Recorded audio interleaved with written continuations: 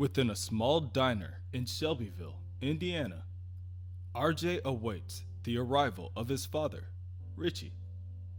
Recently, since his father returned into his life, the two of them have been sharing a meal every night around the same time. But as the seconds turn to minutes, and the minutes into over an hour, RJ begins to worry.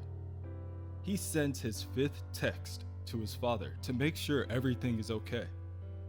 And still, there is no response. Unbeknownst to RJ, his father has already been dead for some time.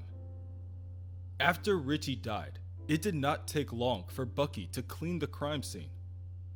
Finding a way to dispose of the body could also be just as easy, but the guilt weighs on him. As he looks for answers and direction, Bucky turns to Sharon Carter, telling her the right move is for Richie to just disappear. RJ never has to know. Bucky convinces Sharon to help him bury the body in a nearby forest, all the while attempting to mask his own culpability. What? I should have left him for the police to find? Saddle RJ with this unsolved murder of his father, to find his life as some sort of revenge-fueled quest that he'll never be able to finish. So, what? You're just going to dig a hole? That's the plan. Bucky digs the shovel into the ground and scoops out a pile of dirt. Then, why did you call me? I don't know. Sharon grabs the shovel and forces Bucky to focus on their conversation. I think you do know. And it's the same reason you haven't done it yet. Sharon goes to pull the shovel away from Bucky, and he doesn't even put up a fight. Instead, he points to the truck of the car, telling Sharon, the man was a leech, Sharon. Give him enough time. He would have absolutely pulled RJ down with him, if not back to Colt and back into Hydra. RJ's better out without Richie in his life. I don't disagree, but that's not your choice to make. Bucky explains to Sharon that he's been having nightmares. Back when he was a Soviet spy, one night, a scientist thawed him out of his cryostasis and tried to help him escape. And so, Bucky killed him. Sometimes, he explains, people don't know what's best for themselves. Look, Sharon concedes, I'm not going to tell you what to do here, but if you really want to help this kid, if you want him to trust you, this isn't the way. I have a place we can keep the body on ice until you tell RJ the truth. I'm proposing you do the right thing here. For RJ and for you. Elsewhere, RJ leaves the restaurant in search of his father. The first place RJ checks is Richie's apartment. RJ picks the lock, rather easily, he must admit, and swings the door open. The creak of the door echoes through the cramped, one-bedroom apartment. RJ creeps forward on high alert, but still misses Mr. Colt hiding within the shadows. The Hydra agent leans against the bedroom doorway, waving around Richie's Polaroid picture of RJ and his mother. All your dad's things, exactly where he left them. Interesting, isn't it? RJ holds up his fists, preparing to defend against a sneak attack, and Mr. Colt tells him, Relax, boy. I'm only here because I'm worried about you. I'm not gonna hurt you unless you make me. The police had you, Mr. Colt. Bucky said. I'm sure Bucky Barnes says a lot of things. Maybe you should be more selective about who you listen to, Mr. Colt says behind a cheeky sneer. Besides, there's still too much for you and me to do together. RJ rushes Mr. Colt, bellowing out, You tortured me, manipulated me, you stole my life, you tried to kill me. RJ hits Mr. Colt with a lamp before landing a right hook. He tries to follow up with another punch, but Mr. Colt deflects it and counterattacks, throwing RJ back into a glass coffee table. And yet, here you are. Maybe I did something right. Mr. Colt mocks as he watches RJ wipe away the blood now dripping from his face. Now, are you going to calm yourself down, or am I gonna have to beat all this extra energy out of you? Mr. Colt pulls out his patented blood-red nunchaku and begins to swing them about. Colt swings his weapon and RJ dodges the attack before landing a kidney shot. This gives RJ the little time he needs to steal Mr. Colt's weapon and strangle him with it. Mr. Colt struggles to get free, and when he cannot free himself from the hold, Mr. Colt tells RJ, If you're not careful, I won't tell you where your dad is. RJ hesitates before finally releasing Mr. Colt, causing him to fall to his knees and gasp for air. Let me ask you this. Where do you think old Richie Boyle is? You don't think he just stood you up, do you? Left town without saying a word or grabbing any of his stuff? I don't know. Come on, don't insult me. I taught you better. Mr. Colt produces a number of photographs from his pocket and throws them on the floor for RJ to see. RJ kneels down and examines the pictures to find Bucky Barnes standing over the dead body of his father in an alley. Mr. Colt tells RJ that deep down, he already knew. It's why he's at his dad's apartment, looking for proof. Well, now he has it. His hero can't be trusted. RJ races back to Bucky's house and begins packing his bags in a scramble to leave as soon as possible. On his way out, Bucky catches him and asks him for a moment to speak. No, I don't think you want that, RJ tells him.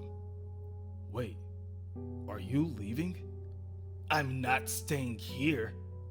RJ continues towards the staircase to the bottom floor, and when Bucky tries to stop him, RJ turns around and throws the pictures that Mr. Colt gave him in Bucky's face. Where? How did? Bucky stammers.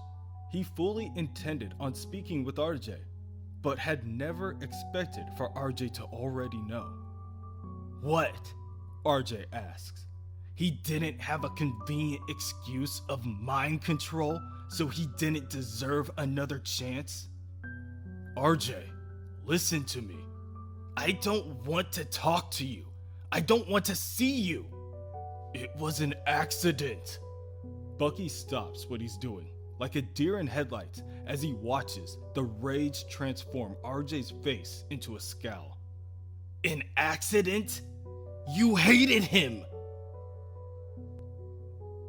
RJ kicks Bucky down the stairs, and before Bucky can roll to his feet, RJ tackles him to the floor. He then lifts Bucky by his collar before repeatedly hitting him in the face. Again and again, RJ hammers down his fists, fueled by anger. Bucky never believed his dad could change. He just wanted him gone. Again and again, RJ strikes down, causing blood to spill, causing Bucky's eye to swell shut. Fight me! RJ demands. Fight me! Bucky lays there and takes one hit after another refusing to fight back. I'm not going to do that. You don't need any more reasons. If you want to kill me, then kill me. RJ stops for a second.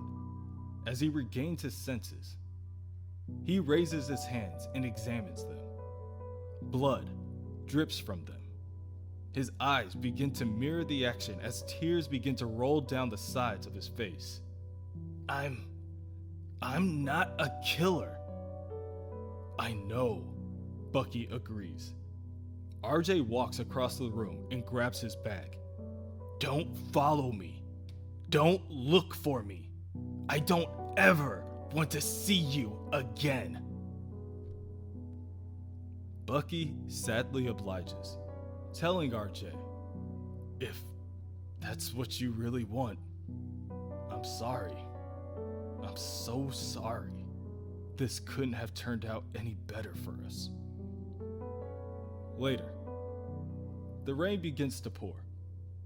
The gentle pitter-patter of the raindrops provide a cool ambiance for one Mr. Colt, who is currently riding comfortably in the back seat of a limousine. He pours himself a glass of scotch as he finishes up a phone call.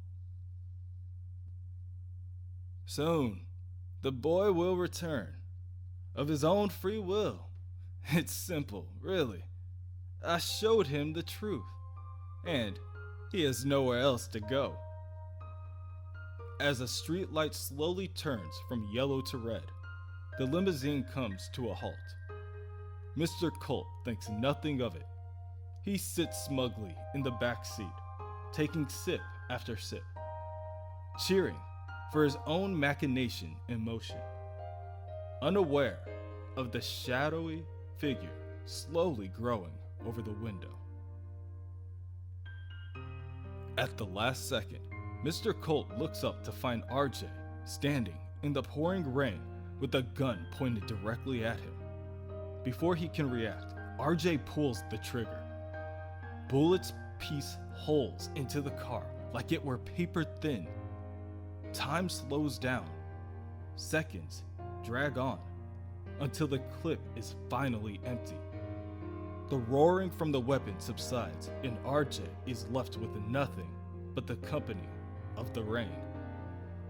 He stands there, stuck in his sorrow, the air now heavy with gun smoke. A couple of days later, Bucky stands in front of a tombstone and waits. He stands there for some time until Sharon Carter arrives to accompany him.